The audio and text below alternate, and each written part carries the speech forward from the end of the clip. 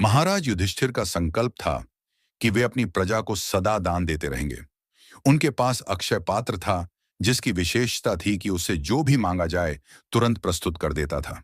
युधिष्ठिर ने अपने दान के बल पर शिवी, दधीचि और हरिश्चंद्र को भी पीछे छोड़ने का अभिमान पाल रखा था। उनके राजमहल में 16,008 ब्राह्मण नित्य उपस्थित होते हैं।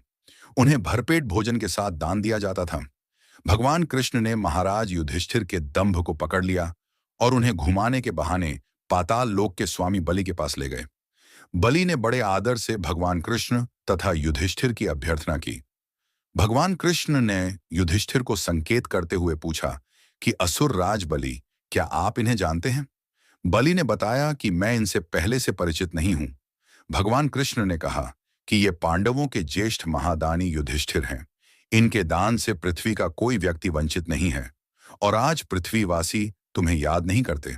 बलि ने विनित हो भगवान को प्रणाम किया और मुस्कुराकर बोले कि महाराज, मैंने तो कोई दान नहीं किया। मैंने तो वामन देव को मात्र 3 पग भूमि दी थी। भगवान कृष्ण ने कहा कि किंतु बलि भारत खंड में प्रजा युधिष्ठिर के सिवा सभी दानवीरों को भूल गई है। बलि के चेहरे पर तनिक भी ईर्ष्या नहीं दिख पड़ी। उन्होंने कहा कि भगवान, यह तो काल चक्र है।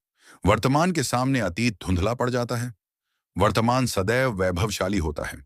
मुझे प्रसन्नता है कि महाराज युधिष्ठिर ने अपने दान बल से मेरी कथाएं बंद कर दी हैं। मैं धर्मराज का दर्शन कर कृतार्थ हुआ। भगवान कृष्ण ने मुस्कुराते हुए कहा कि इनके पास एक अक्षय पात्र है। इस पात्र से यह प्रतिदिन 16,008 ब्राह्मणों को अपनी इच्छा से भोजन कराते हैं तथा मुंह मांगा दान देते हैं, जिससे इनकी जय जयकार हुआ करती है। बलि ने चौंकते हुए कहा कि भगवान, आप इसे दान कहते हैं। यदि यह दान है तो पाप क्या है? बलि ने कहा कि पांडव श्रेष्ठ, आप ब्राह्मणों को भोजन देकर अकर्मण्य बना रहे हैं। तब तो आपकी प्रजा को अध्ययन, अध्यापन, यज्ञ, अग्निहोत्र आदि कार्य करने की आवश्यकता ही नहीं होगी। केवल अपने दान के दंभ को बल देने के लिए कर्मनिष्ठ ब्राह्मणों को आलसी बनाना पाप है। मैं इसकी अपेक्षा मर जाना उचित मानता हूं। भगवान कृष्ण ने प्रश्न किया, असुर राज, क्या आपके राज्य में दान नहीं दिया जाता या प्रजा आपसे दान मांगने नहीं आती?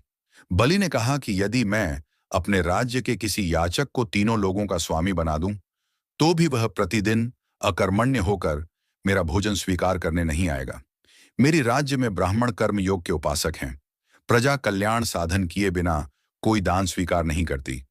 आपके प्रिय धर्मराज जी जो दान कर रहे हैं, उससे कर्म और पुरुषार्थ की हानि हो रही है।